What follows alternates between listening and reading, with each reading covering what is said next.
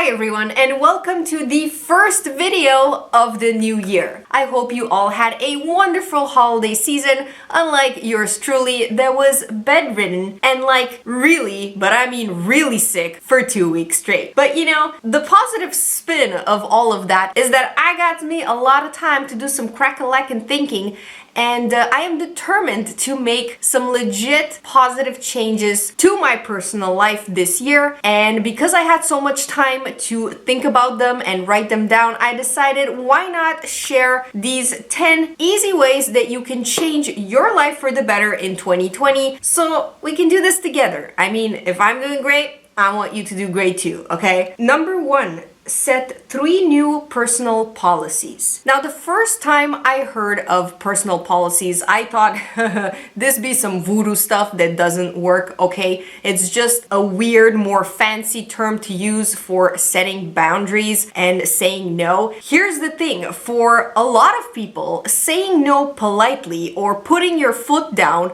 without feeling like you're being a bit of an a-hole is quite a difficult task. So surprise, surprise, personal policies actually already are starting to impact me in a good way. And it's really strange because it's just how you phrase it and how much more confident you are in asserting your boundaries simply by saying, I have a personal policy of X, Y, and Z. For example, a simple one, okay? I have me a lot of books, okay? And so every friend or every person that comes over to my house and sees all my collection, they go, can I borrow this? Can I borrow this? Can I borrow this? And guess what?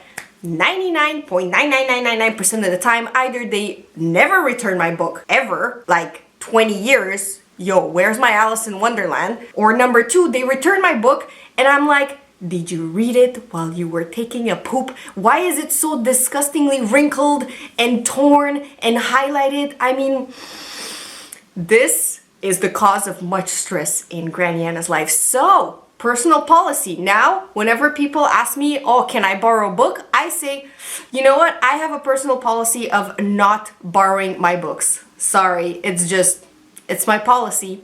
Number 2, take a course in something useful. You know those things that nobody wants to do, few people know, but they are essential to everyone's life? I'm talking about, buying a house, paying your mortgage, getting rid of the student debt, and how to create a personal budget. Well, this year, for the love of everything, bite the bullet and take a mini course like the ones I've just shown you to stop living in the dark. Skillshare is a really good and affordable resource in my opinion. I mean, less than $10 a month is peanuts for the benefits that you get from learning this stuff. These are skills, knowledge, and mastery that changes your life for the better. I've been putting this off for far too long myself, so let's take a pact, you and I, right here, right now, that we'll both sign up for one of these, okay? Write it in the comments down below which topic or course you will be taking, and I mean it, because, again, no one wants to learn this, but we have to, and we need to, and we will. Number 3, listen to your stuff. This is another thing that I've been researching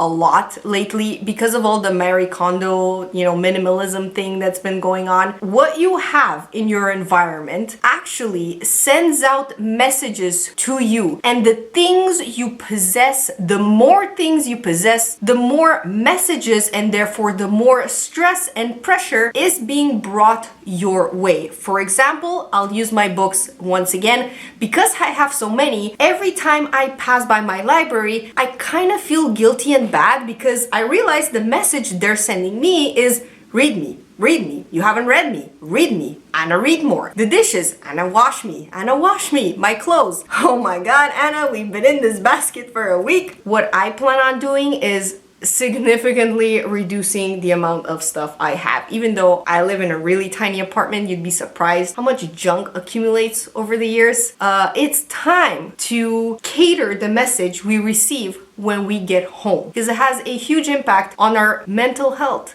believe it or not. It does. Number 4, health check. This is another thing that a lot of us don't want to do, or it's something we kind of want our parents to still do for us. I'm talking about scheduling those yearly, medical checkups, blood tests, dentist, gynecologist, Am I right, ladies? All of those things that we always tend to postpone, and then you realize it's been 5 years you haven't been to the dentist, and then when you go, they tell you that you have to redo your root canal and then put on a fake little tooth, and then your chipped tooth while you eat a sandwich. So take one day this new year and pre-schedule all your appointments for the year, okay? I'm serious. Take care of your health. Number 5, social media challenge. I encourage everyone and their mommy and their doggy to take one of these popular 30-day social media challenge where you get rid of social media for 30 days. It changes your perspective on things. I don't know what else to say. I mean, it's just healthy to come into the real world, Neo, once in a while and realize that, you don't have to always compare yourself to these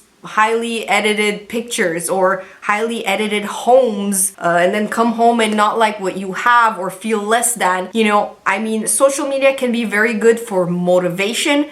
If you see it that way, I applaud you, but it's a very, very fine line between inspiration, motivation, and then just going on a guilt trip, scrolling and just feeling bad about everything you have and how you look, and the list goes on. So, if you delete that pressure, even for a week or 30 days, I swear to you, it is such a nice cleanse. And it just, it's like taking off your glasses, wiping them, and then being like, oh, reality. That's what I've been missing. That's where my keys were. Number 6, monthly themes. Probably one of my biggest interests and like the thing I spend the most time researching in general are the creation of habits and the elimination of bad habits. Recently, and more specifically, I've been really interested in a mix of a law of attraction and monthly themes. So themes or weekly goals is something that I intuitively started doing since I was quite young. So let me make this a bit more practical, okay? So let's say one of your goals for the new year or a new habit that you're trying to adopt is to be an amazing project manager. You want to be even better than you are now. You just want to like level up your project management skills, okay? That month, put that as your theme. So whatever you read, listen to, questions you ask, people you interact with, it has to be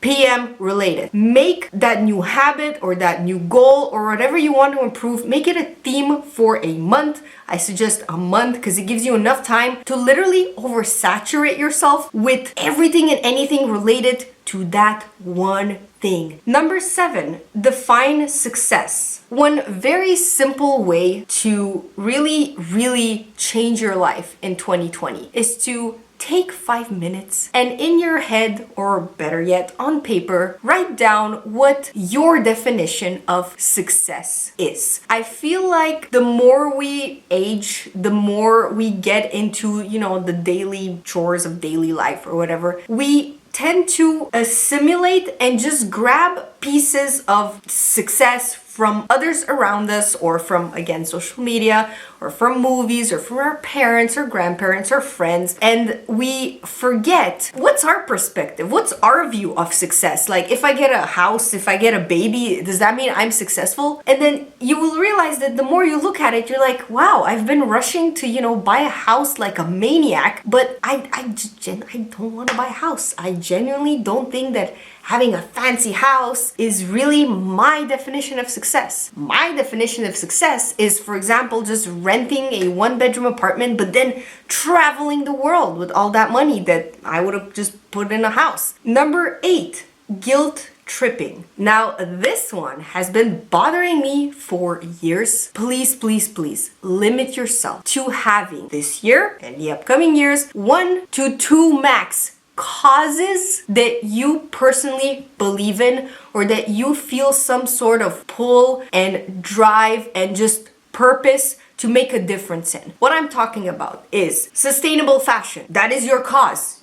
Go for it. Or let's say animal cruelty. You want to make a significant effort to reduce the number of items that involved hurting animals in your life and in your surroundings, and that speaks to you, okay? That's your cause. Follow it, okay? But please stop harassing people and imposing on others and also feeling guilty and taking that from other people, that you should do you should feel for every cause under the moon. Not eating meat, going vegan, being minimalism. Why do you buy so much stuff? Watch out, that Clinique chubby stick is tested on walnuts. We cannot keep feeling horrid about not being active in every single freaking cause in the entire universe. We cannot do that. Might as well just live in a box. Actually, no, not a box, because that might pollute the ocean.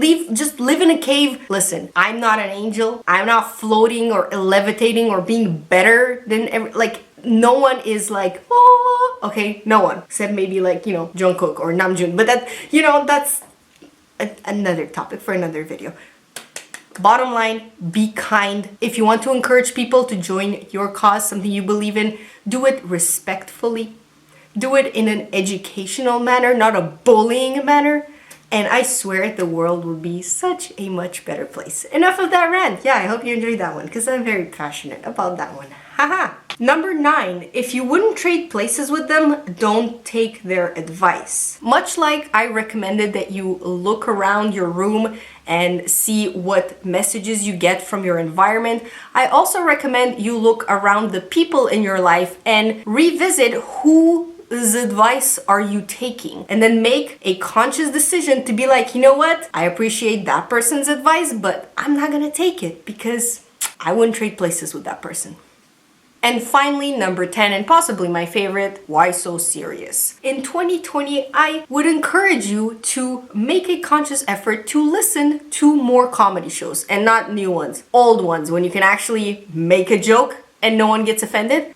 George Carlin, Bill Burr, Andrew Dice Clay. Bottom line, if you listen to comedy shows, I feel like they help you put a more positive and funny spin on daily life so you can take more on, laugh it off, learn from it, and then move forward. Something to try out, consider it. So with that being said, thank you so much for watching this video. Please don't forget to give it a thumbs up if you like it, and subscribe to me if you like what you see, because I post new videos every Thursday. And before I leave you, I would like to seriously thank Skillshare for sponsoring this video. My friends over at Skillshare recently revamped their website, and I am living for all the new courses they introduced to its community, such as building habits that last, managing your finances, and even how to buy your first home. With over 22,000, you heard me right, classes to browse from, I believe that taking advantage of today's offer is like a solid investment in yourself for 2020. To get a feel for what Skillshare can do for you, click the link in the description below to take advantage of 2 months absolutely free. The new year is officially here. Let this day be the day you take the first step in the direction you've always wanted to go. See you next week, guys. Bye.